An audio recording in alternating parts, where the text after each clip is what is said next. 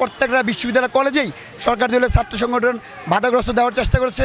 এখন আমরা দেখতে পাচ্ছি বিভিন্ন জায়গায় তারা মহড়া দিচ্ছে। শিক্ষার্থীরা নিজেদেরকে রাজাকার দাবি করে নেই। রাজাকার আমাদেরকে বলছে কে? আমাদেরকে বলছে প্রধানমন্ত্রী। সে বলছে যে এখানে যারা আমরা কি রাজাকারদের জন্য কোটা দিব, রাজাকারদের সন্তানদের জন্য কোটা দিব। এখানে তো উনি কোটার আলাপে উনি যে ডিমিনিং আচরণটা এই দেশের জনগণের সাথে করতেছে, ওনার এই ক্ষমতাটা ওনাকে দিছে কে? উনি তো ভোট চুরি করে যে ক্ষমতা আসছে এখানেই বোঝা যাচ্ছে। কারণ তা না হলে তো উনি এই কথাটা বলতে পারে না। উনি যদি জনগণের সরকার হতো উনি কোনোভাবে একটা যৌক্তিক আন্দোলনকে বলতে পারতো না যেখানে আমরা কি রাজাকারের নাতিপুতির জন্য কোটা দিব কিনা।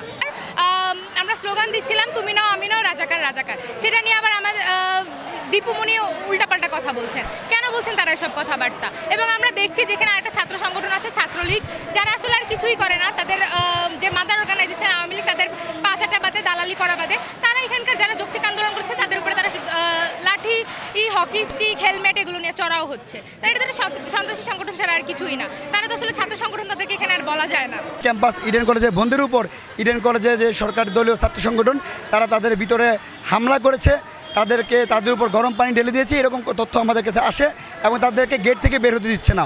তখন আমাদের মনে হয়েছে যৌক্তিক আন্দোলনে ছাত্র সমাজের যৌক্তিক দাবিতে সবসময় ঢাকা কলেজ সোচ্চার ছিল।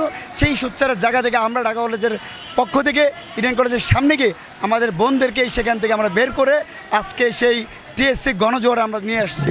আমরা ছাত্র সমাজ শুরু থেকেই শান্তিপ্রিয় ছিলাম, কিন্তু আমরা দেখতে পাচ্ছি এই শান্তিপূর্ণ কর্মসূচিতে আমাদেরকে বাধাগ্রস্ত করার জন্য বিভিন্ন রকম মামলা করা হচ্ছে।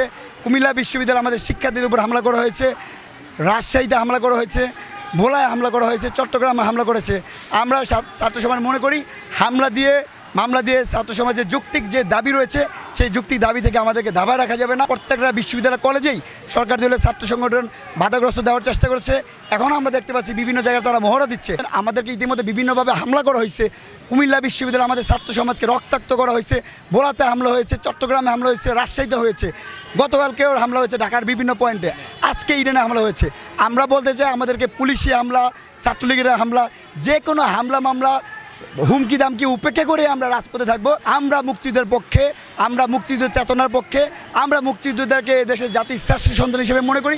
আমাদের প্রত্যেকটা প্রোগ্রামে আমরা বলছি মুক্তিযুদ্ধের বাংলায় বৈষম্যের ঠাঁই নাই, আমার সোনার বাংলায় বৈষম্যের ঠাঁই নাই। সুতরাং এই আন্দোলনকে ভিন্ন খাতে প্রভাবিত করে আমাদেরকে বিভিন্ন পলিটিক্যাল ট্যাগিং দিয়ে আমাদেরকে ছাত্র সমাজকে রাজপথ থেকে সরানো যাবে না। কোটার মূল সংজ্ঞাটা কি?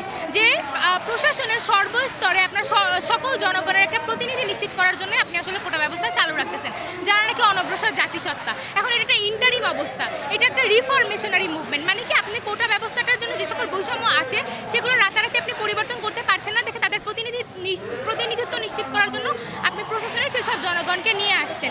কিন্তু আমরা দেখতেছি 30% মুক্তিযোদ্ধা কোটা স্বাধীনতার এত বছর পরে কোটার আসলে যৌক্তিকতা নাই।